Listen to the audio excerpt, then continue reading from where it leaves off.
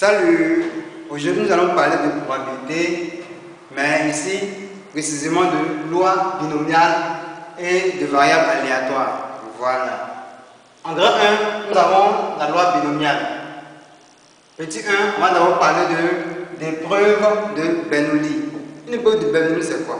En fait, c'est une épreuve à deux issues. Est-ce que vous voyez? Je prends un lancer de pièces de monnaie. Lorsqu'on lance la pièce de monnaie, soit on tombe sur pile, soit on tombe sur face. Est-ce que vous voyez? Donc ici, c'est une épreuve à combien d'issues? À deux issues. Donc c'est dans ce cas-là qu'on parle d'épreuve de Bernoulli.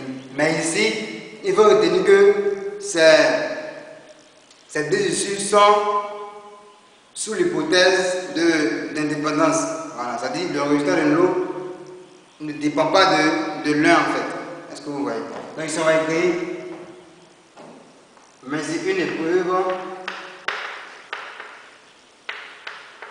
de Bernoulli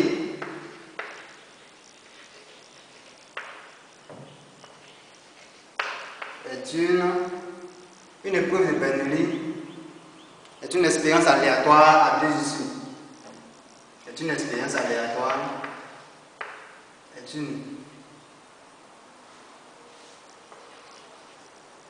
expérience aléatoire toujours. Mais cette fois-ci à deux issues. Voilà. On met ici sous l'hypothèse d'indépendance, sous l'hypothèse d'indépendance de ces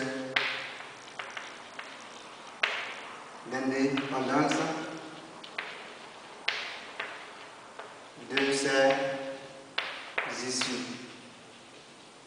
Voilà. Donc voici un peu la définition des preuves de Bernoulli. C'est-à-dire ici, on va prendre un exemple. Par exemple, vous êtes à l'école et au cours de natation, vous allez vous dire, après vous avoir formé, après vous avoir appris à nager bien sûr, il vous décide maintenant de vous noter. Est-ce que vous voyez? Donc il dit, vous commencez et si vous arrivez à nager jusqu'à la fin, alors vous avez 20. Est-ce que vous voyez? Mais si vous partez du point de départ et que vous arrêtez en haut, c'est-à-dire vous n'avez pas pu maintenir votre souffle jusqu'à la fin, alors vous avez 0. Donc ici c'est une épreuve de Bernoulli. Pourquoi? Parce qu'il y a deux issues. Soit vous avez 20, c'est-à-dire vous commencez et vous terminez tout le long de la piscine, ou vous avez 0, c'est-à-dire vous avez commencé et arrivé quelque part, vous êtes arrêté parce que votre souffle ne vous permet plus ou parce que vous buvez assez d'eau. Voilà, donc ici c'est une épreuve à deux issues. Donc c'est un peu ça pour l'épreuve de Bernoulli. Ici en 2, on va voir loi binomiale. Ce que vous devez retenir sur la loi binomiale, c'est que c'est une répétition, est-ce que vous voyez, de l'épreuve de Bernoulli. Voilà, c'est-à-dire on va répéter n fois l'épreuve de Bernoulli. Donc si c'était un lancer de pièces de monnaie qui avait deux issues, pile ou face, la loi de binomial va intervenir lorsque on va lancer la pièce plusieurs fois, soit 5 fois, 10 fois, 15 fois. Est-ce que vous voyez? Voilà. Donc ici, il y a une formule qui va permettre de calculer les probabilités. Par exemple, si on lance la pièce de monnaie 30 fois, quelle est la probabilité de tomber sur pile? Est-ce que vous voyez? Donc, c'est dans ce cas qu'on va parler de loi binomiale. Il y a une formule qui va nous permettre de calculer tout ça. Voilà. Ici, on va mettre probabilité de K est égale à... Ça, c'est une combinaison en fait. Combinaison de N. Parce qu'on lance N fois. Est-ce que vous voyez? On lance N fois, ça va faire probabilité de K 1 moins P, c'est la probabilité. P, c'est la probabilité de réussir. Voilà, réussir. Par exemple, pour nous, réussir, c'est tomber sur face. Et puis, ne pas réussir, c'est tomber sur pile. Du coup, P sera la probabilité de face et Q qui est égal à 1 moins P, parce que c'est l'élément contraire. Puis ça sera échoué. Du coup, probabilité de Q, ils ont mis 1 moins, N moins K pardon. Non, ils sont prévus Q égale à 1 moins P. Voilà. Donc si on lance une pièce de monnaie 10 fois, et ici, on veut calculer la probabilité pour qu'on tombe sur face 3 fois. Donc K, c'est le nombre de fois qu'on va réussir. Est-ce que vous voyez? On sait déjà que P, que la probabilité de tomber sur face, c'est 1,5. Parce que, pourquoi? Parce que ici on a seulement 2 issues. Et c'est une expérience où il y a équipe probabilité. Du coup, on aura 1,5 pour l'un et l'autre. Donc 1,5 pour P. Et puis la probabilité de tomber sur pile sera aussi 1,5. Voilà. Du coup, on aura ici la probabilité d'obtenir pile 3 fois. Parmi ces 10 lancés là, ça va faire probabilité. Normalement, c'est 3, mais on va mettre. Ça va faire P est égal à combinaison de. On lance 10 fois et nous on veut 3 fois de P qui est 1,5 exposant 3 fois de réussite multiplié par Q qui est aussi 1,5. On dit N moins Q, ça va être 10 moins 3, ça va faire 7. Donc ici, voici la probabilité de tomber sur face 3 fois. Ça, vous calculez et vous allez voir que c'est un peu ça. On va revenir à notre exercice. De suite qu'on vient d'expliquer pour le professeur de natation. Voilà. Cette fois-ci, le professeur veut faire la moyenne. Donc, puisqu'avec une seule note, c'est pas trop intéressant de faire la moyenne, lui va décider comme ça de faire 5 notes. Est-ce que vous voyez? Du coup, l'élève a 5 tours à faire. Il a 5 épreuves à faire. Donc, l'épreuve était une épreuve de Bernoulli, c'est-à-dire soit il réussit, il a 20, ou il ne réussit pas, il a 0. Ici maintenant, on va passer à une loi binomiale qui va consister à répéter la même action 5 fois. Est-ce que vous voyez? Donc le professeur va faire 5 notes. Et ici, par exemple, on peut vous demander de calculer la probabilité. Quelle est la probabilité d'avoir la moyenne? Est-ce que vous voulez avoir la moyenne? On demande la probabilité d'avoir quoi? La moyenne. Sachant que P ça veut dire que vous avez réussi, vous avez 20. Puisque la piscine est un peu longue, du coup P c'est 1 tiers. Est-ce que vous voyez? Voilà. Donc la probabilité de réussir c'est 1 tiers. Maintenant vous demandez quelle est la probabilité pour qu'un élève ait la moyenne. Voilà. On sait que c'est 5 notes. C'est 5 notes. Du coup, pour avoir la moyenne, il faut avoir 5 notes et une note indiquée sur combien? Sur 20. Voilà. Donc, pour avoir la moyenne, on sait que celui qui a tout réussi, ça va faire 5 fois 20, ça va faire 100. Ça va faire 100. Voilà. Donc, 20 sur 20, c'est 100. Ça veut dire que vous avez eu 100 points divisé par 20. Ça va donner 20 de moyenne. On divise par 5, vous allez avoir 20 de moyenne. Est-ce que vous voyez? Maintenant, pour avoir la moyenne, c'est-à-dire 10, au moins 10. Quand la moyenne, c'est-à-dire au moins 10. Voilà. Donc, on met ici à l'événement avoir la moyenne. Donc, si vous avez la moyenne, ça veut dire que vous avez la moitié de 100, qui est 50. Est-ce que vous voyez? Or, on sait que 50, pour avoir 50, il faut avoir 2 fois 20 et puis 10, mais il n'y a pas 10 dedans. Donc, il faut avoir 30. Il faut avoir 3 fois 20. On va avoir la moyenne. Si vous avez 2 fois 20, vous n'avez pas la moyenne. Donc vous devez avoir au moins 3 fois 20. Donc 3 fois, 4 fois ou 5 fois. Du coup, on va réécrire notre événement. L'événement A, c'est avoir au moins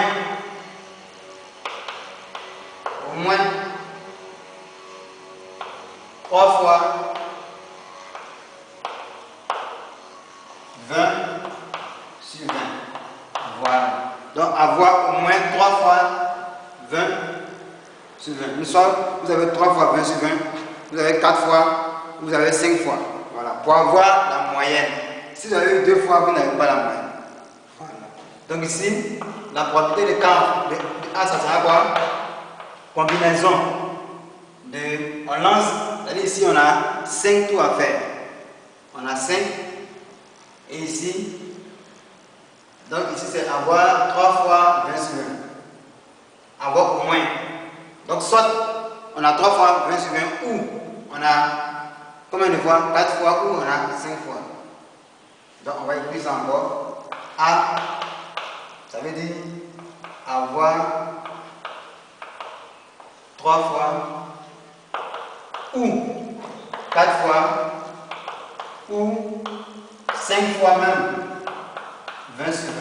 Voilà. Alors la probabilité d'avoir 3 fois, c'est égal à quoi? Combinaison de 3 dans 5. Probabilité de P, on dit c'est 1 tiers. De réussir c'est 1 tiers.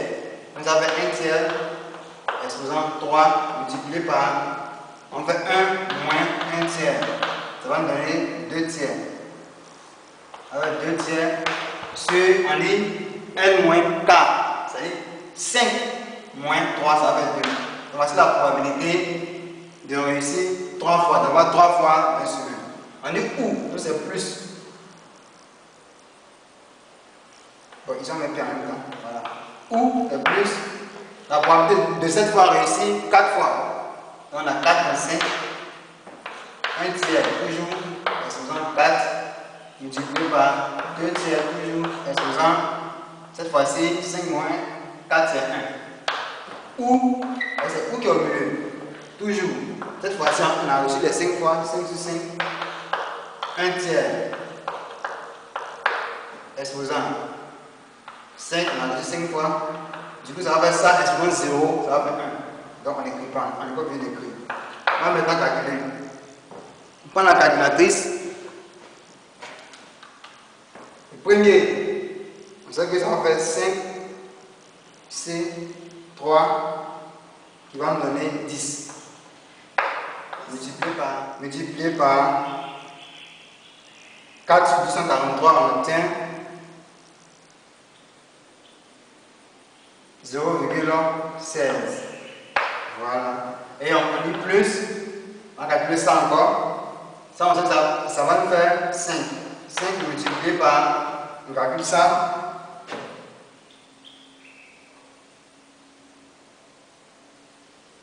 Exposant 4 fois 2 tiers exposant 1, ça va nous donner 0,008. Voilà. Lorsqu'on multiplie les deux, ça va nous faire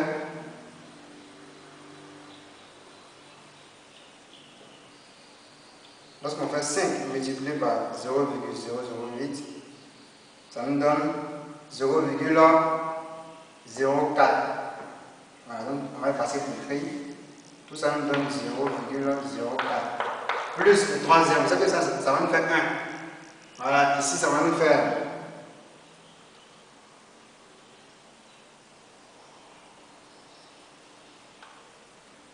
0,004. Voilà. Et lorsqu'on additionne tous ces résultats, c'est-à-dire on va faire 0,16 plus 0,04 plus 0,004, on obtient 0,240. Donc du coup, voici la probabilité d'avoir la moyenne. Voilà. Ici on a bien expliqué pour avoir la moyenne, il faut avoir au moins 3 fois 20 sur 20. Est-ce que vous voyez? Donc si vous avez 20 sur 20 3 fois, c'est la probabilité qu'elle est 0,16. Ou on a ça, ou on a ça, et on additionne. Donc voici la probabilité ici d'avoir la moyenne. Voilà. Passons tout à présent au grand 2 de notre chapitre, c'est-à-dire les variables aléatoires. Mais ici, ce sont les variables aléatoires qui sont mettre réelles. Voilà, ici, nous on va parler de la variable aléatoire réelle. D'abord, en définition, vous devez savoir que une variable aléatoire, en fait, c'est le fait d'associer un nombre réel à chaque résultat d'une expérience aléatoire. C'est-à-dire, on fait une expérience aléatoire, par exemple, on prend le cours de notation, voilà, le professeur qui va noter ses élèves là, et il dit, si vous avez parcouru le long de la notation, vous avez 0. Est-ce que vous voyez? Donc, à chaque résultat, il y a une valeur réelle qui sera associée à ce résultat. Et si vous arrivez à parcourir le long de la piscine, vous avez 20. Et si vous n'arrivez pas à parcourir le long de la piscine, vous avez 0. Donc, à chaque résultat d'une expérience aléatoire, on va associer un résultat. Ici, dans notre cas, soit 0, soit 20. Est-ce que vous voyez? Donc, ici, on a une définition.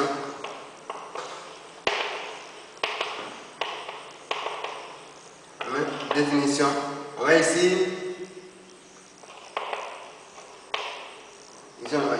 C'est le fait d'associer. C'est le fait d'associer. C'est le fait d'associer à chaque résultat. À chaque résultat d'une expérience. Toujours aléatoire. D'une expérience aléatoire.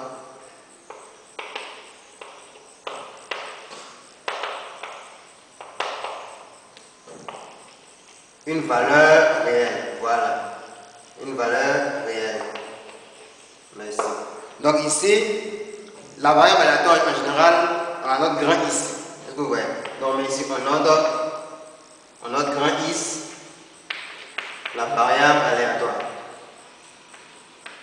La variable aléatoire, on va préciser réelle. La variable aléatoire réelle. Parce qu'il existe en fait d'autres types de variables aléatoires. Voilà, qu'on nous va parler ici, peut-être dans un autre chapitre.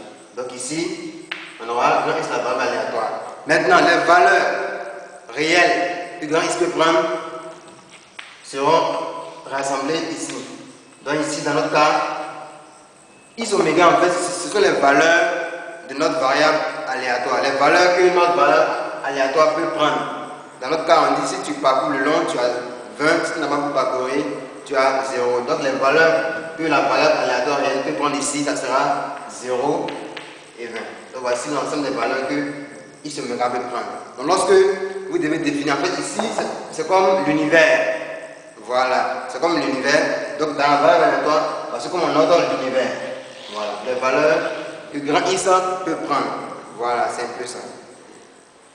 Toujours dans le grand 2, cette fois-ci petit 2, nous allons parler de loi de probabilité. Voilà, donc ici, lorsqu'on est en variable aléatoire, on parle fréquemment de loi de probabilité. Voilà, donc la loi de probabilité, c'est en fait c'est une fonction. Est-ce que vous voyez? La loi de probabilité est définie comme une fonction qui part de R vers 0,1.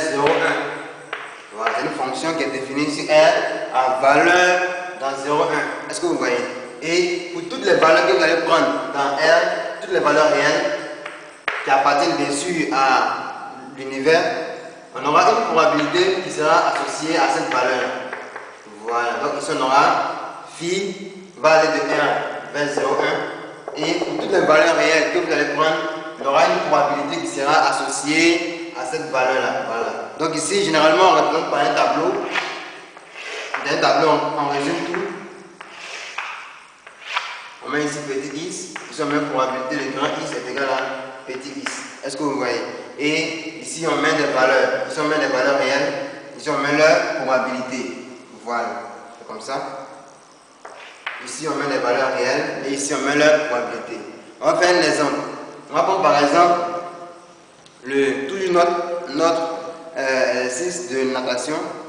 On sait que les valeurs que grand X peut prendre, c'est quoi? 0 ou bien 20. Voilà.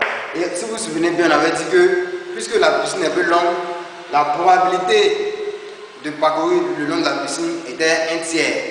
Voilà. Donc si vous avez parcouru le long de la piscine, alors vous avez 20. Du coup, la probabilité ça va faire ça, 1 tiers. Et la probabilité d'avoir 0 est 2 tiers. Voilà. Donc voici un exemple de tableau concernant les lois de probabilité. On peut voir aussi le lancer d'un dé. est-ce que vous voyez les dés qu'on a l'habitude de jouer avec les ludos là? On lance le dé, on sait que dans le dé, sur le dé pardonnez, on a 6 chiffres, c'est-à-dire c'est numéroté de 1 à 6. Donc ici on va prendre petit x ici, ici on va prendre grand x est égal à bon. Ça, bon, on va laisser cette partie, on va laisser. Voilà, donc c'est un peu ça. En petit 3, nous allons maintenant parler de fonction de répartition. Voilà, ça veut dire ici, c'est encore une fonction qui est définie sur R. Donc on met ici une fonction qui est définie sur R. Est-ce que vous voyez? Qui est définie sur R par f de petit x est égal à la probabilité de grand x inférieur ou égal à petit x. Voilà. Donc, c'est ça la fonction de répartition. Voilà. Et ici, vous devez retenir aussi que puisque la fonction est définie sur R, il faut qu'on ait les valeurs en peut-être moins l'infini et en plus l'infini. Du coup, ici, la limite de grand f de x, lorsque x tend vers moins l'infini, nous donne 0 en fait. Est-ce que vous voyez? Et puis, la limite de, pardonnez, grand f de x lorsque x tend vers plus l'infini. Lorsque x tend vers quoi? Plus l'infini, ça va nous donner 1. Voilà. Donc voici un peu les valeurs limites de notre fonction de répartition. Voilà. Parfois, on demande de déterminer, de trouver les valeurs de x. Est-ce que vous voyez? De trouver l'image des variables aléatoires par la fonction de répartition. Et après, ça nous demande de construire, est-ce que vous voyez, la courbe représentative de la fonction de répartition. C'est ce qu'on va essayer de faire ici. On va prendre toujours notre exemple. Ici, on va prendre, on sait que ça c'est la loi de probabilité. Voilà. Ici on a petit x, ici on a probabilité de grand x est égal à petit x. On sait qu'on avait eu 0 et puis combien? 20. Voilà. Donc ici, c'était 2 tiers et ici on a 1 tiers. Voilà. Et on nous dit, pour avoir l'image de 0, l'image de 0 est là. L'image de 0, on nous dit que ça va faire la probabilité de grand x inférieur ou égal à 0. Voilà. On sait que puisque c'est une valeur, c'est une variable aléatoire réelle, ça sera ici c'est une valeur aléatoire réelle. Voilà. Parfois on parle de variable aléatoire discrète. Voilà. Donc ici on a f de 0 qui est égal à la probabilité de grand x inférieur ou égal à 0. Alors ça, c'est en fait une somme. La probabilité de grand x inférieur stricte à 0 plus la probabilité de grand x est égal à 0. Est-ce que vous voyez? Donc, on sait que grand x inférieur à 0, on n'a pas de valeur de probabilité pour ces valeurs. Est-ce que vous voyez? Du coup, ici, ça sera 0. Parce qu'on n'a pas de grand x inférieur à 0. Voilà. Et ici, on prend la probabilité de grand x égale à 0. Grand x égale à 0, on sait que c'est 2 tiers. Donc ici on met plus 2 tiers. Voilà. Ça va nous faire 2 tiers. Donc f de 0 va nous donner combien? 2 tiers. Voilà. Donc voici l'image de 0 par la fonction de répartition. On va chercher maintenant l'image de 20. L'image de 20, on dit ça va faire f de 20, ça va faire la probabilité de grand x inférieur ou égal à 20. Ce qui va nous donner ici, toujours on ne sait pas, probabilité de grand x inférieur est stricte à 20 plus la probabilité de grand x est égale à combien? 20. Voilà. Donc ici on aura probabilité de grand x inférieur à 20. C'est-à-dire on vient ici.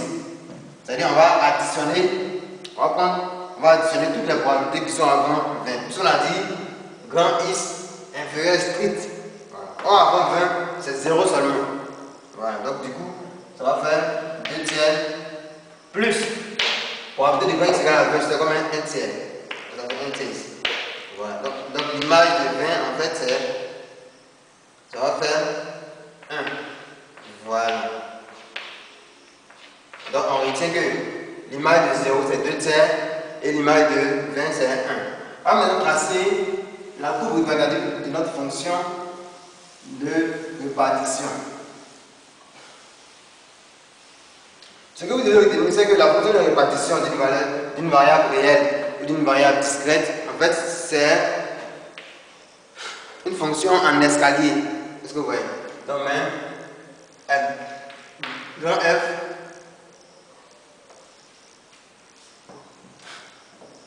Grand F est une fonction en escalier.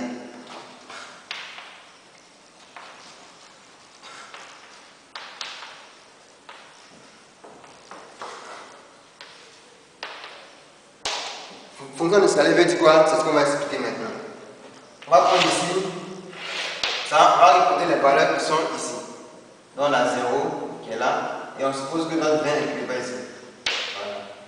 Et voici notre 1. Parce que lorsqu'on veut représenter, il faut qu'on ait, voici 1, on divise ça en 3, 2 tiers c'est là qui n'est pas ici, et puis 1 tiers ici. On a dit l'image de 0, 0 ici. L'image de 0 c'est combien? C'est 2 tiers. Donc voici les 2 tiers ici. Donc on met ça. Après on a l'image de 20. On a trouvé comme 1, si vous vous souvenez.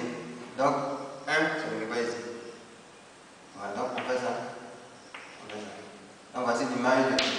Mais en fait, comme la fonction de répartition est une fonction en escalier, ça dit, et puis on a dit aussi que à moins l'infini on a 0. Donc à moins l'infini là-bas, on a 0. Donc vous allez voir que toutes les valeurs qui sont avant la valeur de départ là, ça sera quoi? 0. Puisque la fonction est définie sur 1, il faut qu'on ait des valeurs.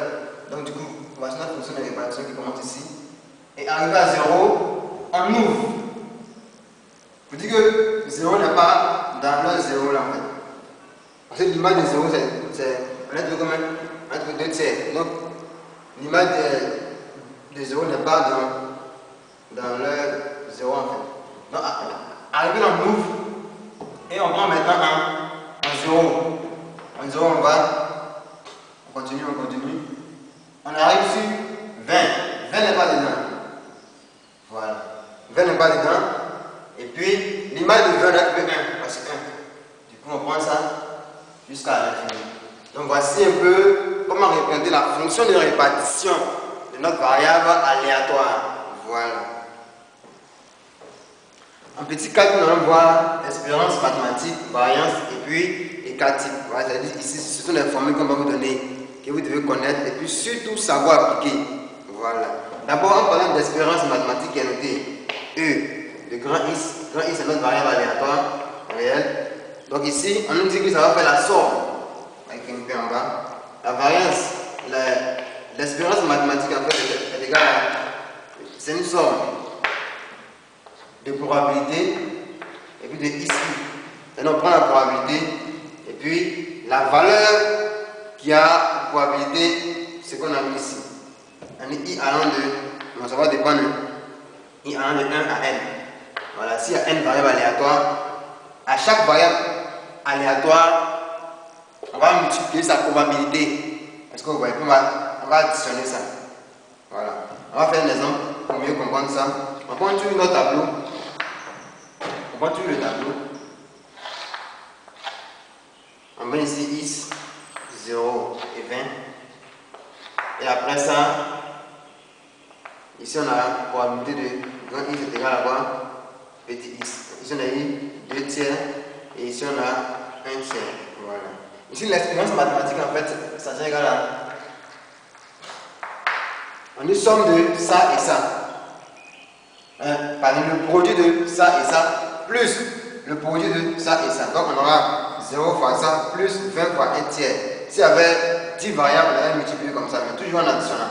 Vous devez voir que ça c'est le plus en fait. Donc ça fois ça, puis voici le plus. Ça fois ça, voici encore le plus. Si jamais ça devait continuer en fait. Donc ici on aura ça. Voilà. 0 fois 2 tiers plus 20 fois 1 tiers. Du coup, on aura ça va faire 0 plus 20 tiers. Donc, l'expérience mathématique, en fait, c'est égal à 20 tiers. Voilà. On va maintenant passer à la variance. Est-ce que vous voyez? La variance, en fait, est notée grand V de X. Est-ce que vous voyez? Qui est égal à l'espérance de cette fois-ci de X carré, de la variable aléatoire au carré, et puis Ici, on a moins l'expérience mathématique elle-même de tout au carré. Voilà, donc voici la formule de la variance. Ici, on va encore faire un exemple. Toujours le même exemple. Ici, on a petit x, 0 et 20. Mais comme vous pouvez le constater, ici, on dit que c'est la variable aléatoire au carré. Donc, on va lever cette valeur-là au carré. Comme vous voyez, petit x, en fait, c'est grand x qui est égal à petit x. Donc, si on met grand x au carré, ça veut dire que c'est petit x qui doit être au carré, en fait. Est-ce que vous voyez? Voilà. Donc, on va élever, on va calculer x carré. C'est bon? On calcule x carré, ça, 0 carré, ça va quand même faire 0. 20 au carré, si vous vous souvenez plus, ça doit faire 400. Voilà, 400. Et on a toujours les mêmes probabilités. Regarde petit x. Le grand x, maintenant, ici, on va prendre la valeur de petit x. Voilà. Or, pour cette probabilité, on avait eu combien? Pour ça, on a eu 2 tiers. Et puis pour 20, on a eu 1 tiers. Ce sont les mêmes probabilités. Voilà. Donc ici, la variance, en fait, c'est égal à quoi? On nous dit, on prend. On dit c'est égal à ça moins ça. Or, l'expérience de x au carré, ce sont les x au carré qu'on va prendre. Donc on prend ça fois ça, plus ça fois ça. Voilà. Parce que c'est ça qu'on va calculer. Donc ça va faire 0 fois 2 tiers plus 400 fois 1 tiers.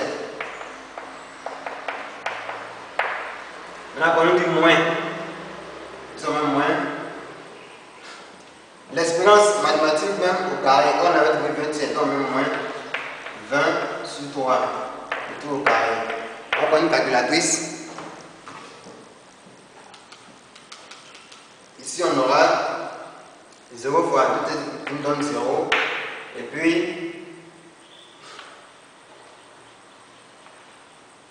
400 tiers. Bon, ici, on va mettre 400 fois 1 sur 3. Avec 400 tiers.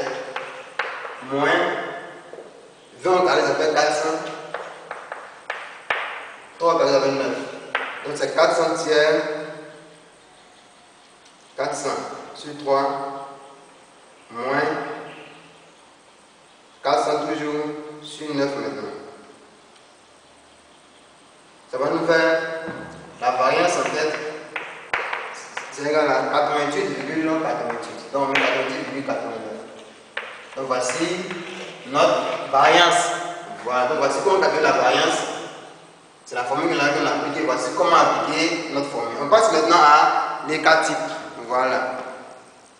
Ici, les cas types, tout ce que vous devez savoir sur les cas types, c'est que c'est le sigma de grand X qui est égal à la racine carrée de notre variance. Ce qui veut dire que la variance doit être toujours positive. Voilà. Donc, si on va appliquer, on aura le cas type qui est égal à, ici, dans notre cas, on va faire 88,89. Ça va faire 88,89. Voilà. Du coup, voici notre écart type. Voilà, c'est un peu ça. Ici, on va prendre soit x et y, deux variables aléatoires, qui sont indépendantes. Est-ce que vous voyez? C'est-à-dire, l'un ne dépend pas de l'autre. Deux variables aléatoires indépendantes.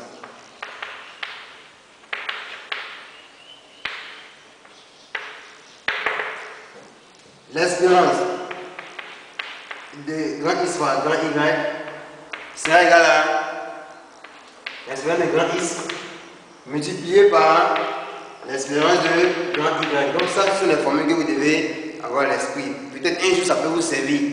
Voilà. Donc si on demande de faire l'espérance de deux variables aléatoires, vous cherchez à savoir est-ce que ces deux variables sont indépendantes. Voilà. Et dès que vous arrivez à prouver ça, vous dites que alors espérance de grand X fois Y égale à l'espérance de grand X multiplié par l'espérance de grand Y. Voilà. Il y a aussi la variance. La variance ici de la somme des deux variables sera égale à la somme des variances de chaque variable. Voilà. Donc ça, ce sont les formules que vous devez connaître. Voilà. On va aussi profiter pour parler un peu d'expérience dans le cas de loi binomiale. Ici, on va en petit 6, on va parler un peu de loi binomiale.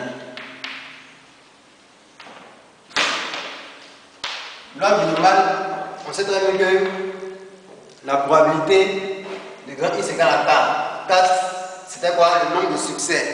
Voilà, on a dit qu'ici c'était en fait la combinaison de K dans N le nombre de lancers ou le nombre de répétitions. Puisque c'est une expérience à deux issues qu'on répète plusieurs fois. Donc ici on aura P qui sera la probabilité de réussir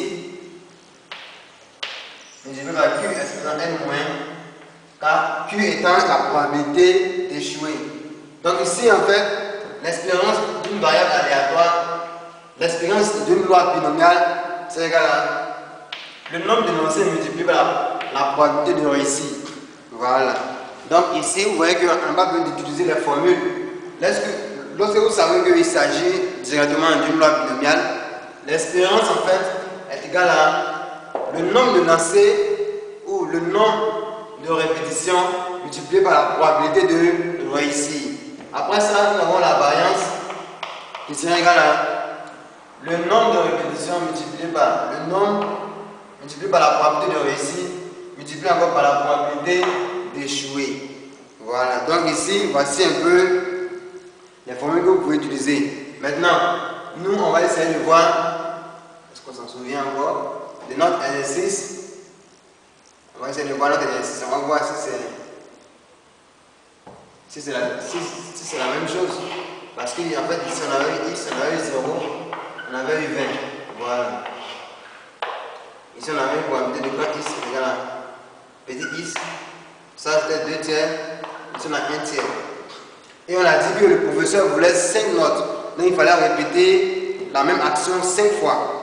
Voilà. Donc, ici, si jamais on veut calculer l'expérience mathématique, est-ce que vous voyez, de notre loi binomiale, ça va faire 5. C'est le nombre de lancers. 5 fois la probabilité de réussir, qui est comme un tiers. Multiplié par 1 tiers. Donc, ça va faire. L'expérience mathématique en fait est égale à 5 tiers. Ici la variance en fait ça va donner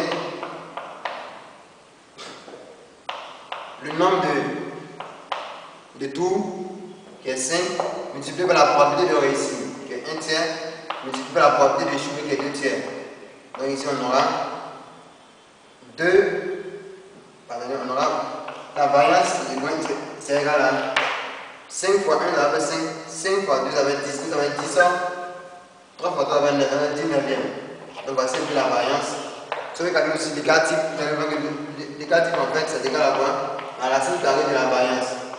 Donc ici ça va nous donner l'écart type du grand X est égal à racine carrée de 10 neuvième. Bon, calculer ça vous allez voir ce que ça donne. Moi je préfère en fait les fractions, Voilà, donc merci, c'était un peu ça. On va maintenant passer à un exercice qui va nous permettre de bien comprendre toutes les formules qu'on a énoncées dans cette partie. Voilà. L'exercice nous dit, on organise un jeu. Sur une table, on dispose 5 boîtes. 5 boîtes. Identiques. Voilà. 2 de ces boîtes contiennent chacune un jeton. Est-ce que vous voyez? Donc, identique veut dire indiscernable. On ne peut pas savoir dans quelle boîte il y a les jetons. Parce qu'on a dit 2 de ces boîtes contiennent chacune un jeton. On répond. On organise un jeu. Sur une table, on dispose 5 boîtes. Donc, on dispose 5 boîtes. 1, 2, 3, 4 et 5. Et on dit 2 de ces boîtes contiennent chacune un jeton. Donc, on a soit les 2 qui contiennent un jeton, ou les 2. En tout cas, il y a 2 boîtes dans ces 5 boîtes-là qui contiennent chacune un jeton. Voilà. Et on dit si le joueur choisit simultanément, quand on dit simultanément, c'est qu'il s'agit de quoi? C'est-à-dire ici, les formules qu'on va utiliser, c'est combinaison. Si ça veut dire successivement, on avait pensé à soit l'arrangement ou le PUP. PUP, ça sera dans le cas de répétition. Si on constate que après avoir pris, il doit remettre dans le bal de PUP.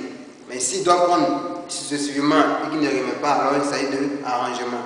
Voilà. Mais ici, quand on parle de simultanément, on sait que ici, c'est la combinaison qu'on va utiliser. Voilà. Et ici, après, ça nous dit, je vais choisir simultanément deux de ces boîtes au hasard. Au hasard, ça veut dire quoi? Qu'il y a équipe probabilité, si vous n'avez pas oublié. Voilà, donc on souligne aussi ça. Est-ce que vous voyez? Donc ici, on a choisi deux boîtes parmi les 5 boîtes. Et après, on nous dit déterminer les probabilités des événements A, B, C et D. Donc d'abord, on va commencer par l'événement A. On dit le joueur ne trouve aucun jeton. C'est-à-dire il a tiré ces deux boîtes, il n'a pas trouvé de jeton. Quelle est cette probabilité? Ici, s'il n'a pas trouvé de jeton, ça veut dire quoi? On met une solution.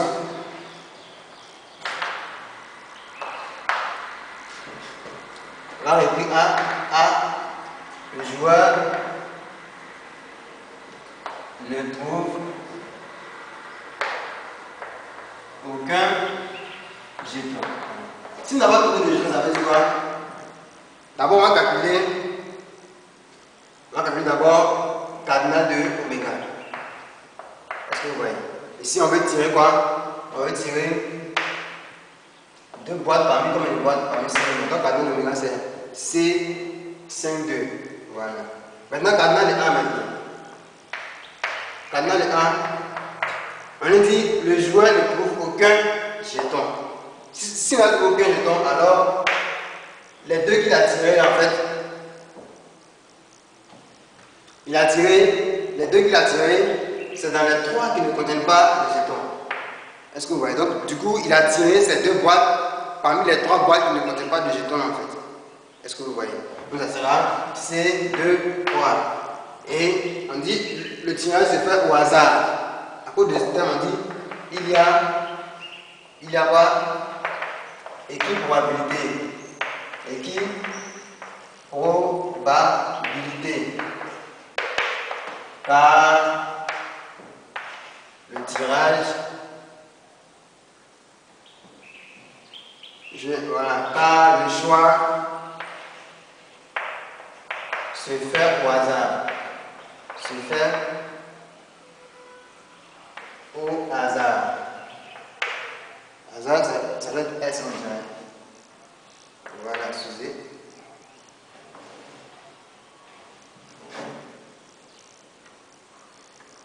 Donc, le tirage se fait au hasard.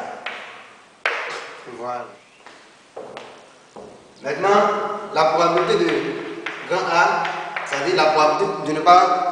Le joueur ne trouve aucun jeton. Donc, si il ne trouve aucun jeton, ça veut dire que dans le cardinal de A, il y avait C2, 3 sur C2, 5. Voilà. Donc, on va prendre la calculatrice. On prend la calculatrice et on calcule C de 3. On met d'abord le 3, seconde fonction. Le C de la combinaison qui est en matrice 5. Voilà. Et on met après maintenant le 2. En haut, on aura 3. En bas, on met d'abord le 5, seconde fonction, la touche de la combinaison, et on met 2. On aura 10. Ça fait 3 dixièmes. 3 dixièmes, ça fait quoi? 0,3. Du coup, la probabilité que le joueur ne trouve aucun jeton est de 0,3. Vous ne devez pas oublier que la probabilité est toujours comprise entre 0 et 1. Donc voici la probabilité de ne trouver aucun jeton. Voilà. L'événement grand B nous dit le joueur trouve exactement combien de jetons? 2 jetons. Voilà, donc ici, on nous dit que nous allons mettre B, le joueur trouve exactement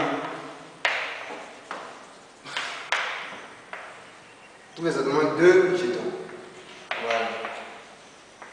Bon, on sait toujours que le cardinal de oméga, ça ne change pas. C'est 2, c'est égal à. On avait eu comme un 10. Voilà. On a tout ici le cas d'équipe probabilité. Et puis, cardinal de B maintenant, s'il a trouvé 2 jetons, c'est que lui, ces deux boîtes qu'il a tirées, il a tiré parmi les deux boîtes qui contiennent les deux jetons. Donc ici, il va tirer ces deux boîtes parmi les deux boîtes qui contiennent les jetons. Est-ce que vous voyez? Oh, il y a deux boîtes qui contiennent les jetons. Donc lui, il a tiré 2 dans 2. Il était à droite. Voilà. Du coup, ils sont en mettre probabilité de B. Puisqu'on a déjà précisé en haut qu'il a écrit probabilité, on va préciser ça encore. Voilà. Parce qu'avant d'utiliser la formule de la probabilité uniforme, il faut qu'on soit dans le cadre de l'équipe probabilité. Voilà, n'oubliez pas. Et c'est le hasard qui nous fait penser à l'équipe probabilité. Probabilité de B, ça fait cardinal de B, il fait 2, 2, C, 2, 5. Ici, on aura, ça va nous faire 1 sur 10. Du coup, la probabilité de B, ça va faire 0,1. Ah, c'est très petit. Hein. La probabilité de tomber sur les deux jetons est de 0,1. Voilà, on n'oublie pas les résultats parce qu'on aura besoin après. Voilà. Donc, C, c'est l'événement, le joueur trouve exactement un jeton. Voilà, donc on va rappeler ça ici, le joueur trouve exactement un jeton. Voilà, vous devez savoir qu'il y a 5 boîtes. Et il y en a 2 boîtes qui contiennent des jetons et 3 autres boîtes qui ne contiennent pas de jetons. Voilà. S'il a trouvé un jeton, c'est qu'il a tiré une boîte, c'est que parmi ces 2 boîtes qu'il a tiré, il a tiré une boîte parmi les boîtes qui contiennent des jetons et il a encore tiré une boîte parmi les 3 boîtes qui ne contiennent pas de jetons. Est-ce que vous voyez? Ici, tirer une boîte parmi les boîtes qui ne contiennent pas de jetons, ça arrive à C2, 1. C'est-à-dire qu'on va tirer une boîte parmi les 2 boîtes qui contiennent des jetons et on sait que c'est multiplication. Et tirer une boîte parmi les 3 boîtes qui ne contiennent pas de jetons. Voilà, du coup, ici on aura la probabilité de C qui est égal à, vous pardonnez, cardinal d'abord. On va rappeler toujours que cardinal de oméga, c'est la même chose, C2, 5 qui donne 10. Maintenant, cardinal de C, en fait, c'est quoi? C'est égal à une boîte parmi les 2 boîtes qui contiennent les jetons et c'est multiplication. Une boîte parmi les 3 boîtes qui ne contiennent pas de jetons. Ici, ça va faire 2 multiplié par 3 va donner 6. Du coup, la probabilité de l'événement c'est égal à, en haut on a 6, en bas on a 10. 10 divisé par 6, on sait que ça va faire 0,6. Voilà, donc on met ici probabilité de C est égal à 0,6. Donc la probabilité de tirer un jeton est de 0,6. Voilà. L'événement D nous dit le joueur trouve au moins un jeton. Voilà, donc on va écrire ça ici. D, le joueur trouve au moins un jeton. Donc si le joueur trouve au moins un jeton, ça veut dire, puisqu'il y a 2 jetons, ça veut dire qu'il a tiré un jeton ou bien 2 jetons. Est-ce que vous voyez? Voilà, donc ici il a tiré un jeton ou 2 jetons. On dit au moins, donc la plus petite valeur de jeton qu'il peut trouver c'est 1. Voilà. Donc ici, on met ici D, on va rajouter D, le joueur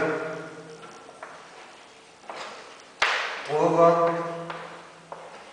un jeton ou 2 jetons. Voilà. On sait que ici, le ou en probabilité est plus. Donc on va chercher la probabilité d'avoir un jeton, et puis on cherche la probabilité d'avoir 2 jetons, et puis on additionne. Est-ce que vous voyez? Or, on sait très bien que A, si vous vous souvenez de l'événement A c'était quoi? Le A, c'est en fait le joueur. A, si vous vous souvenez, c'était le joueur ne trouve aucun jeton. Le B, c'était le joueur trouve exactement 2 jetons. Le joueur trouve un jeton ou 2 jetons. Donc, l'événement B, c'était le joueur trouve exactement 2 jetons. Voilà.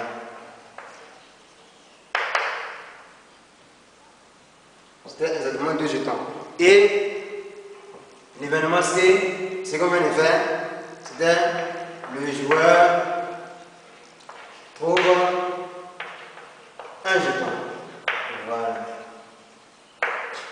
On a dit que D, c'est le joueur trouve un jeton ou bien ou 2 jetons. Du coup, ça sera notre D est égal à B union C. Est-ce que vous voyez? Voilà. Et en termes de cardinal, ça va être cardinal de D qui est égal à le cardinal de B. Puisque B c'est le joueur 2 jetons. Parce que les 2 jetons B.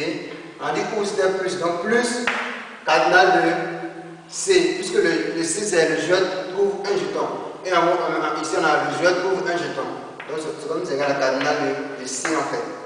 Voilà. Donc ici vous voyez qu'on a décomposé D en B et C. Voilà. Or, cardinal de D, le joueur trouve 2 jetons. Si vous vous souvenez bien, c'était 1 dixième, c'est-à-dire 0,1. Voilà, c'était, on va prendre 1 dixième.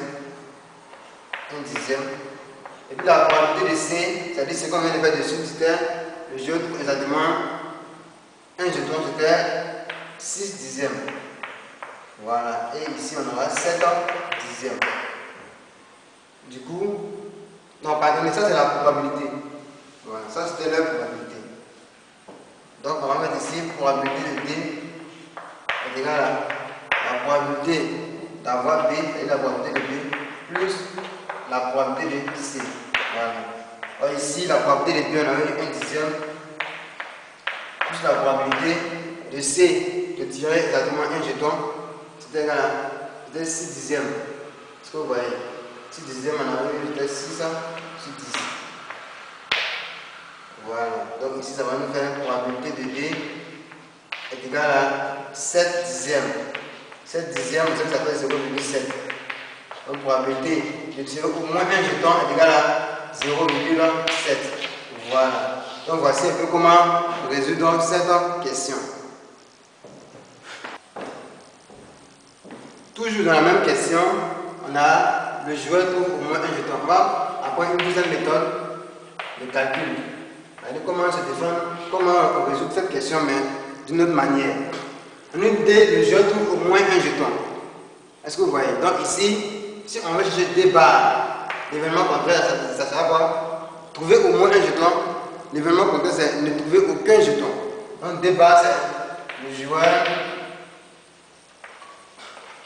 ne trouve aucun jeton.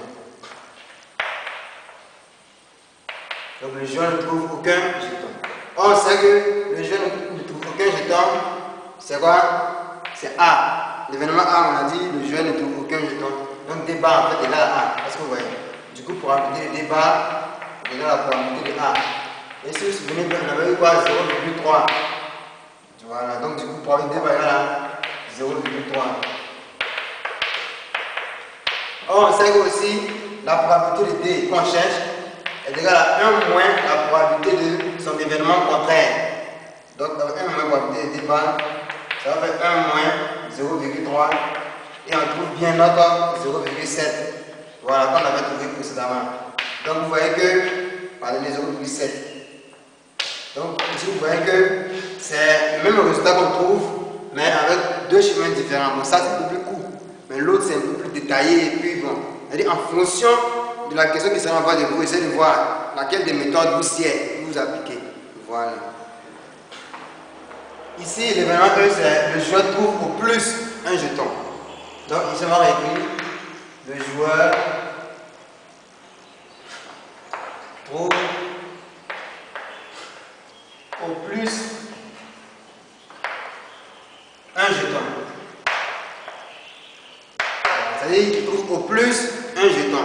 Donc, ça veut dire que soit il a tiré 0 jeton, c'est-à-dire qu'il n'a tiré aucun jeton, ou il a tiré un jeton. Donc au plus, c'est la plus grande valeur en fait.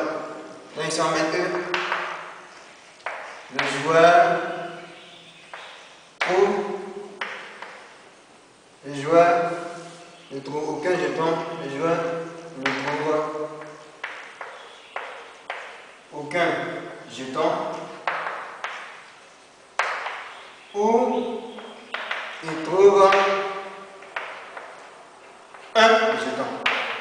Voilà, on est au plus. Voilà, est-ce que vous voyez? Donc si vous remarquez bien, le joueur ne trouve aucun jeton, c'est A. L'événement A. Et le joueur trouve exactement deux jetons, pardonnez, un jeton c'était C. C'était l'événement C. Du coup notre E en fait, c'est égal à A union C. Voilà, donc probabilité de E, c'est égal à la probabilité de ça. Ici, le coup ça veut dire plus. Donc probabilité de A plus la probabilité de quoi? De C. Voilà. Probabilité de A, on avait eu 0,3 et la probabilité d'avoir C c'était 0,6. Voilà. N'oubliez pas ça, ça va faire 0,9. La probabilité que nous trouvons au plus un jeton est de 0,9. Donc probabilité de E est égale à 0,9. Donc c'est un peu ça concernant les événements qu'on avait voulu calculer. On va maintenant passer à une autre question. Ici, dans la deuxième question, on nous dit si le joueur trouve exactement deux jetons, il reçoit 2000 francs. Voilà. Sinon, il ne reçoit rien. Soit grand X, la variable aléatoire qui, à chaque partie jouée, associe la somme reçue par le joueur. C'est-à-dire ici, on nous dit si jamais, après tirage, tu as trouvé deux jetons, on donne 2000. Si tu n'as pas trouvé deux jetons, c'est-à-dire que tu as trouvé un jeton ou tu n'as pas trouvé de jetons, on ne donne rien. Voilà. Donc ici, il s'agit d'une variable aléatoire. Voilà, grand X. Et ici, on nous demande de donner la loi de probabilité de grand X qui est la variable aléatoire. Mais avant, il faut qu'on donne les valeurs de grand X en fait. Grand X, on est égal à quoi? Soit vous avez 2000 ou vous n'avez rien. Rien, c'est 0. Donc on met 0 et puis on met 2000. Voilà, donc voici les valeurs que grand X peut prendre. Donc la loi de probabilité, on va faire un tableau. Nous avons un petit x, ici on met la probabilité de grand X est égal à petit x. Voilà. Ici on aura soit 0 ou 2000. Voilà. Voici ce qu'on obtient. Et la probabilité de grand X est égale à d'abord 0. C'est égal à quoi? Si il n'a pas eu les 2000, c'est que quoi? C'est que soit il a tiré un jeton, ou bien il n'a pas tiré le jeton. Est-ce que vous voyez? Donc, s'il n'a tiré aucun jeton, c'est la probabilité de quoi? De A. La probabilité de A, c'est la probabilité de ne tirer aucun jeton. Voilà. Ou bien, il a tiré un jeton. Alors, si on se souvient bien, on dit le joueur trouve exactement un jeton. Donc, s'il n'a pas eu les 2000, c'est que soit il a tiré aucun jeton ou il a tiré seulement qu'un jeton. Voilà. Alors ici, on sait que la probabilité de tirer aucun jeton, c'était 0,3 plus la probabilité de tirer exactement un jeton, c'était 0,6. Voilà. Est-ce que vous voyez? Donc ici, c'est un peu la même chose que la probabilité de tirer au plus un jeton. Est-ce que vous voyez? C'est la même chose. Donc plus on aura 0,9 qui va correspondre bien à x égale à ça. Donc ici on a 0,9.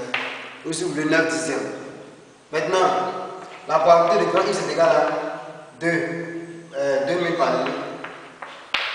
Si il a eu les 2000, c'est que quoi? C'est qu'il a tiré deux jetons. Voilà. Or, tiré deux jetons, dans la question qui a précédé, c'était quel événement là? C'était B. Voilà, donc ici c'est l'événement des probabilités de B. Donc hop, probabilité de B, on avait trouvé 0,1. Voilà, donc ils sont mis 0,1. Et lorsqu'on additionne toutes ces probabilités, ça va donner 1. Donc ici, nous on voit bien que 0,9 plus 0,1, ça va donner 1. Donc on a bien trouvé notre probabilité. Donc voici un peu la loi de probabilité de notre variable grand X. Tous ces calculs-là, vous pouvez les faire en bas pour mieux remplir le tableau. Ou si vous voulez, vous faites d'abord ces calculs et puis après vous mettez le tableau en bas. C'est la même chose. Voilà. Ici, un petit b, on nous demande de calculer l'espérance mathématique. E de X, c'est espérance mathématique. B de grand X, c'est variance. Et sigma de X, c'est l'écart type. Là, ici, c'est espérance d'abord. Donc, ici, on va d'abord taper l'espérance. Espérance mathématique. E de grand X. Voilà. Donc, l'espérance mathématique, c'est E de grand X. Mais d'abord, on va faire le tableau. Avant tout ça, on va écrire ça. On va rappeler notre loi de probabilité qu'on vient de trouver. Ici, on a X. Ici, on a la probabilité de grand X est égal à la petit X. C'était 0 et puis 2000. Ici, on avait 0,9. Et ici, c'était 0,1. Voilà. On va un peu allonger le tableau en cherchant X carré. On sait que dans la formule de variance, on aura besoin de X carré. Donc, on cherche maintenant, on cherche en même temps X carré. X au carré, ça fait 0 carré, ça fait 0. 2000 au carré, 2 au carré, ça fait 4. Avec 4.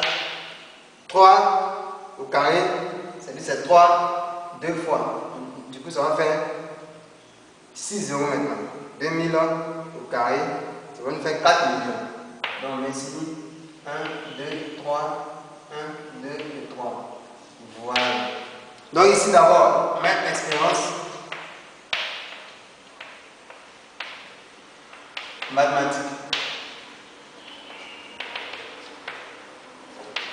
Et ici, voilà. Ici, on aura EX. On sait que c'est ça fois ça, plus ça fois ça, plus ça on continue. Mais comme il s'arrête ici, on s'arrête là.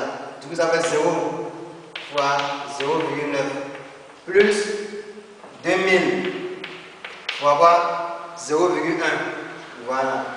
Fois 0,1. Ça va donner 0. Donc, c'est 2000 fois 2000 multiplié par 0,1. Ça va nous donner 200. Donc, l'espérance mathématique en fait est égale à 200. Voilà. Voici notre espérance mathématique. La variance. La variance B de grand X. Ici, on sait que la variance est égale à quoi? On sait que la variance est égale à l'espérance de X carré moins l'espérance de X et le tout au carré. Or, espérance de X carré, comment ça se calcule? On prend le X carré, qu'on va maintenant multiplier avec les probabilités. Vous avez 0 fois 0,9 plus 4 millions fois 0,1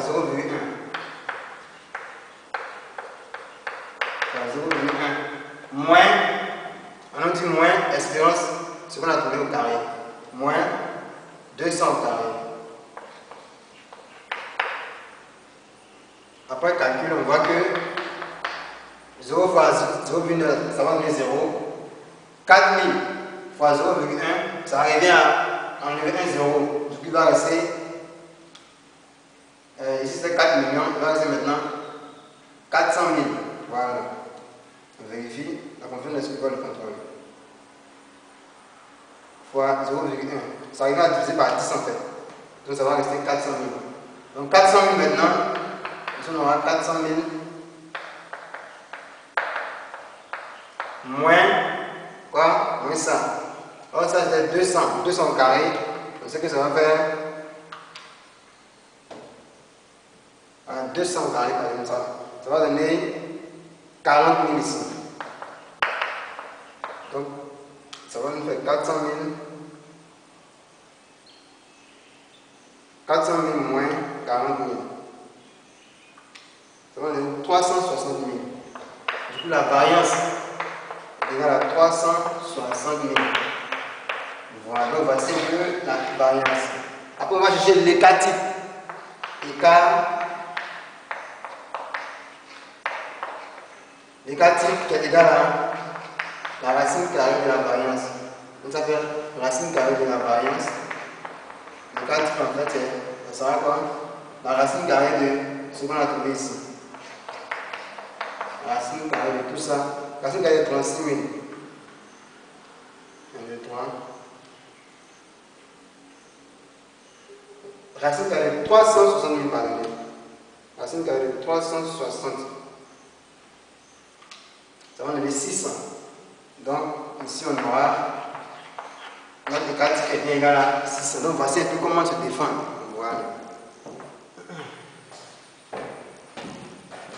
Dans la question 3, on dit les organisateurs décident que le joueur répète 3 fois la même action. Et en petit A, on demande de définir la loi suivie par cette expérience. Ici, on sait que c'est une expérience à 2 issues. Soit vous avez trouvé les 2 jetons, vous avez 2000, soit vous n'avez pas trouvé les 2 jetons et vous n'avez rien. Donc, c'est une expérience à 2 issues. Lorsqu'on parle d'expérience à 2 issues, alors on pense directement à l'expérience de Bernoulli. Est-ce que vous voyez? Donc, ici, on va écrire ça. Donc, ici, on met c'est une expérience à 2 issues. Soit vous trouvez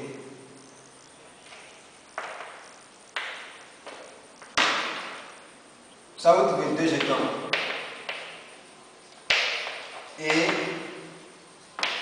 et vous avez 2000 francs, soit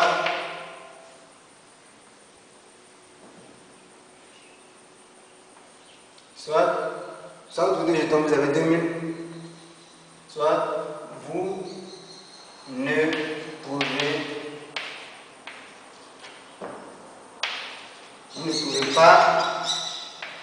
trouvez pas 2 jetons et vous n'avez rien.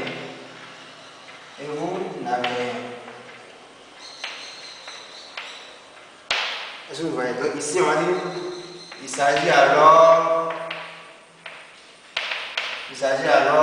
de quoi? D'une expérience de Bernoulli. Ou parfois on parle de preuve de Bernoulli ou de schéma de Bernoulli. Il s'agit d'une épreuve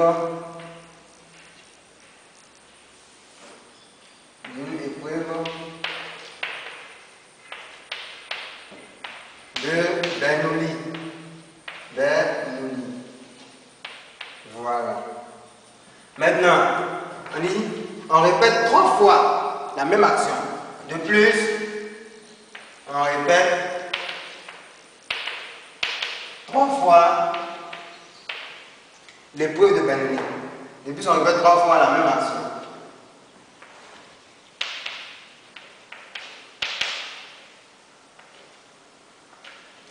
Est-ce que vous voyez? Donc, ici, ça sera en fait une répétition d'épreuve de Bernoulli. Mais ici, ce sera alors une répétition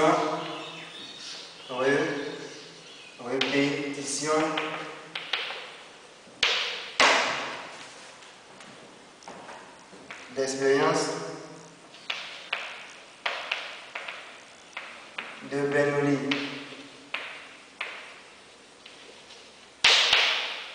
Mais c'est la loi suivie par cette expérience, la loi suivie par cette expérience,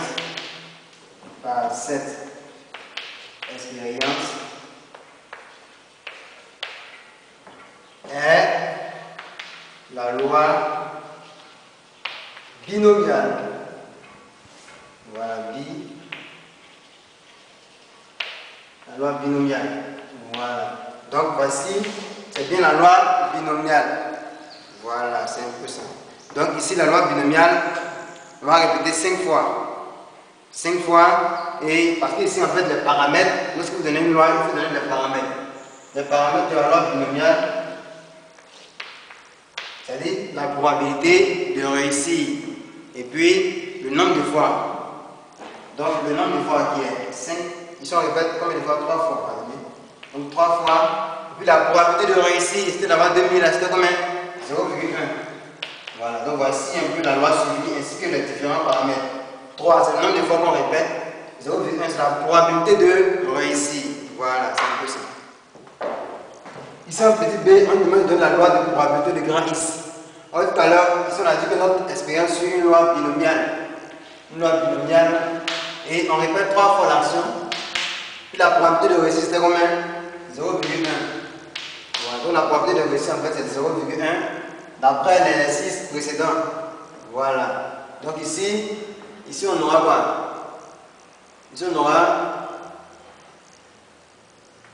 la probabilité. C'est-à-dire ici, s'il a réussi une fois, c'est-à-dire s'il a pu prendre le jeton une fois, ici on aura comme le de K dans N, ici à 3 fois en fait. À 3 fois et probabilité de réussir c'est 0,1. Puisque la probabilité pour utiliser les 2 jetons, on avait trouvé c'est 0,1. Du coup ça va être 0,1 exposant K multiplié par on a eu 1 moins 0,1. C'est-à-dire la probabilité d'échouer c'est 1 moins 0,1. 0,9 exposant 3 moins K. C'est-à-dire K c'est le nombre de fois qu'il va réussir, puisqu'il y a 3 fois. Donc il peut réussir 0 fois, il peut réussir 1 fois, 2 fois ou 3 fois. Voilà, donc ici on va préciser que K appartient à 0, 1, 2 et 3. Voilà, donc il peut réussir 3 fois même, comme il peut réussir 0 fois. Donc à chaque fois qu'il va réussir, la probabilité de réussir 1 fois, on peut calculer.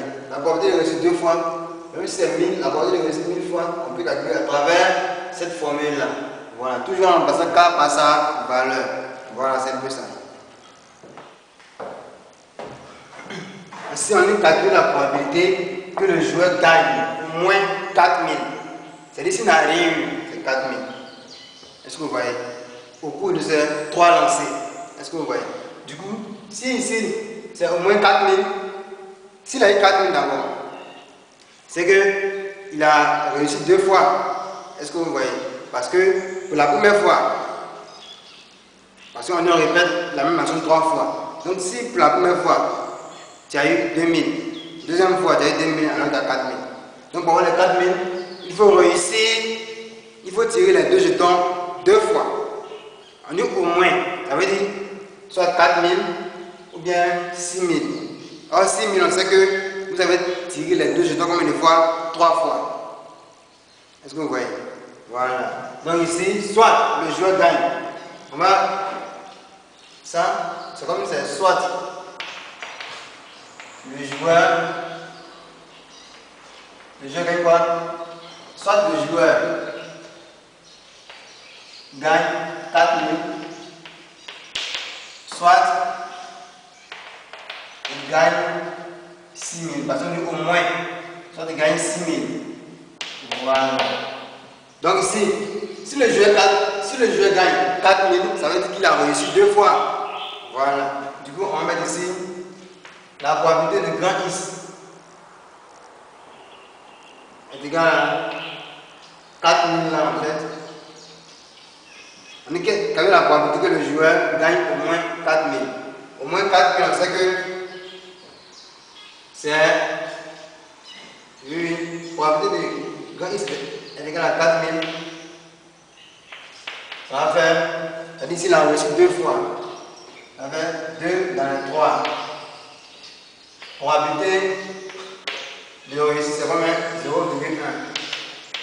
Exposant 2 fois. Probabilité d'échouer, c'est 0,9. Exposant, on dit ça moins ça, ça va faire exposant 1. Voilà. Du coup, on prend une calculatrice. 3, C3, 2, on va nous faire. Ça va nous faire 3. Ici, on aura 3 multiplié par 0,1 au carré. Multiplié par 0,9 au carré. Ça va nous faire 0, bon c'est tout en même temps, 243. Donc la probabilité d'avoir les 4000 là, c'est bien ça. On va maintenant chercher la probabilité du deuxième. Il gagne 6000. Si il gagne 6000, la probabilité de gagner 6000, c'est quoi? La probabilité de gagner 6000 ici, ça sera. C'est-à-dire ici, il va réussir combien de fois? Ici, il va réussir 3 fois. Du coup, ici, on aura C. Il a réussi 3 fois. Dans les 3 fois, 0,1. C'est la probabilité de réussir. Ça va faire exposant 3, 0,9, exposant 0, puisqu'il n'a pas échoué. Donc, 0,9 exposant 0, ça va faire 1. Donc, il va rester ça. Du coup, ici, on aura ça. Ça nous donne 1. 0,1 au carré, exposant 3, 0,1, exposant 3, ça va me donner 0,001. Donc la probabilité d'avoir les 6000, le droit x est égal à 6000, c'est bien ça. Mais nous, on nous dit, nous on veut quelle probabilité? La probabilité de grand X, il gagne au moins. Est-ce que vous voyez? Donc la probabilité de grand X supérieur ou égal à 4000. Voilà. Probabilité de grand X supérieur, parce que au moins ça veut dire que supérieur ou égal. Donc supérieur ou égal à 4000. C'est ça que c'est égal à la probabilité de X égale à 4000 d'abord. Plus probabilité de grand X égale à 20. On dit au moins. Donc soit c'est 4000 ou c'est 6000. Voilà. Du coup ici on aura probabilité de grand X est égal à 4000. On a toujours combien? 0,0243 plus 6000, 0,001. Ça va nous donner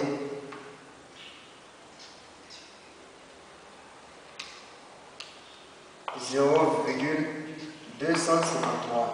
Donc voici la probabilité d'avoir au moins 4000. Voilà. Maintenant, la loi de probabilité, c'est la formule qu'on a appliquée ici directement. Voilà. Dans notre dernière question, nous devons calculer l'espérance mathématique ainsi que la variance de grand X. Voilà. On sait que nous sommes dans une loi binomiale. Du coup, si vous rappelez la formule, espérance de X égale à NP. Et puis, la variance est égale à quoi? La variance est égale à quoi? NPQ. Voilà, on n'oublie pas les formules. Du coup, ici, expérience mathématique, c'est égal à N, c'est le nombre de fois qu'on répète l'action. Or, ici, on dit 3 fois. Donc, ça va 3. Voilà. La probabilité de réussir. La probabilité de réussir, en fait, ici, on avait dit que c'était 0,1. Vous avez 0,1. Ce qui va nous donner ici, expérience mathématique, ça va faire 0 fois 0,1. 0,1 fois 3. Ça va nous donner 0,3. Du coup, l'expérience mathématique est égale à 0,3. On va maintenant parler de la variance. C'est égal à NPQ. N, c'est le nombre de fois qu'on lance. Pour appeler la probabilité de réussir multiplié par la probabilité de échouer est 0,9.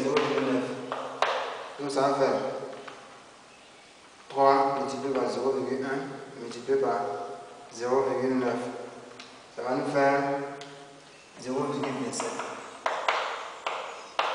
Donc la variance en fait est égale à 0,27. Donc voici un peu ce qu'on avait prévu comme exercice concernant la loi binomiale et puis la variable aléatoire, toujours dans le cas de probabilité. Voilà, merci de nous suivre et à très bientôt.